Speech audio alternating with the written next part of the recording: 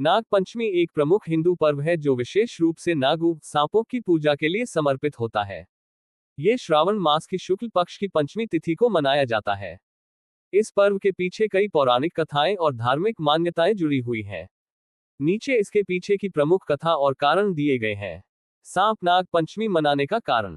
नाग पंचमी का त्योहार मानव और प्रकृति विशेषकर सांपों के बीच संतुलन बनाए रखने के लिए मनाया जाता है।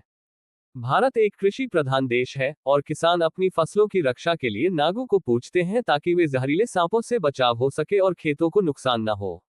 स्क्रॉल नाग पंचमी की प्रसिद्ध पौराणिक कथा। 1. जन्मेजय की सर्पयज्ञ कथा महाभारत से जुड़ी। जन्मेजय राजा परीक्षित के पुत्र थे। उनके पिता परीक्षित की मृत्यु तक्षक नामक नाग के काटने से हुई थी। अपने पिता की मृत्यु का बदला लेने के लिए जन्मेजय ने एक सर्प यज्ञ सर्प सत्र करवाया, जिसमें उन्होंने सभी नागों को यज्ञ में आहुति देने का निश्चय किया। इस यज्ञ में मंत्रों के प्रभाव से असंख्य नाग जलते हुए यज्ञ कुंड में गिरने लगे। तक्षक नाग, जो राजा परीक्षित का हत्यारा था, इंद्रदेव की शरण में चला गया। फिर भी यज्ञ की शक्ति इतनी प्रबल थी कि इंद्र सहित तक्षक भी खींचने लगे। तब आस्तिक मुनि, जो एक नाग माता मनसा देवी और ब्राह्मण पिता के पुत्र थे, ने यज्ञ को रोकने का निश्चय किया। उन्होंने अपनी विद्वता और मधुर वाणी से राजा जन्मेजय को प्रसन्न किया और यज्ञ को रोक दिया।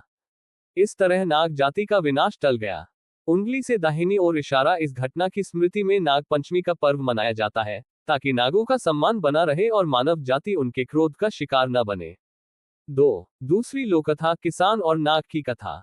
एक किसान ने एक दिन खेत जोतते समय नाग के बच्चों को मार डाला।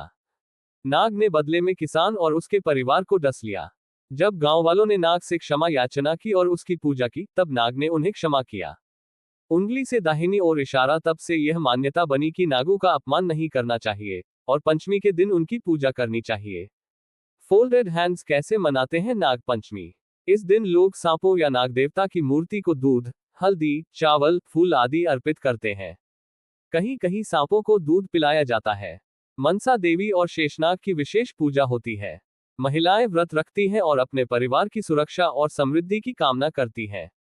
1. नाग पंचमी का संदेश।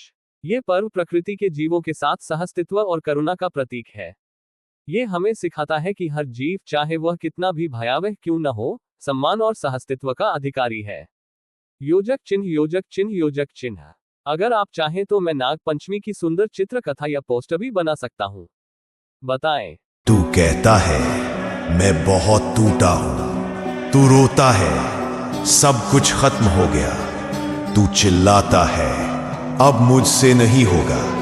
पर सुन, महादेव तुझे रोने के लिए नहीं, तुझे रचने के लिए रुला रहे हैं। वो आंसू जो तूने छुपकर बहाए, शिव ने उन्हें पूजा की तरह अपने माथे पर रखा है, क्योंकि तेरे हर आंसू के बाद तेरा एक नया तेज जन्म ले रहा है। तू अब तक समझ नहीं पाया कि तू रो क्यों रहा था, क्यों हर रास्ता बंद था, क्यों कोई तेरा नहीं बना, क्यों हर सपना चूर हो गया। क्योंकि शिव चाहते हैं कि तू अब लोगों पर नहीं, अपने भीतर के रुद्र पर भरोसा करना सीखे। शिव तुझे उस बिंदु तक ले जाते हैं जहां से तू फिर किसी पर निर्भर नहीं रहता, जहां से तू चीखना बंद करता है और तू खुद शिव की तरह शांत रहकर युद्ध लड़ना सीख जाता है। हर आंसू एक तैयारी है, एक ऐसा युद्ध जीतने की जिसमें तेरे पक्ष में कोई नहीं सिवाय खुद महाकाल के। इसलिए अब आंसू पोंछ ले, क्योंकि तू अब वही इंसान नहीं रहा जो कुछ वक्त पहले था। अब तू वो है जिसे महादेव ने अपने दर्द से तपाया है, और शिव जिसको तपाते हैं वो फिर रुकता नहीं, वो इतिहास रचता है। तो रोना बंद कर, सर उठा और चल उस दिशा में जहां तेरी हर हार तुझे जीत की तरफ धकेल रही है, क्योंकि शिव ने तेरे आंसुओं से तेरा अस्त्र बना दिया है।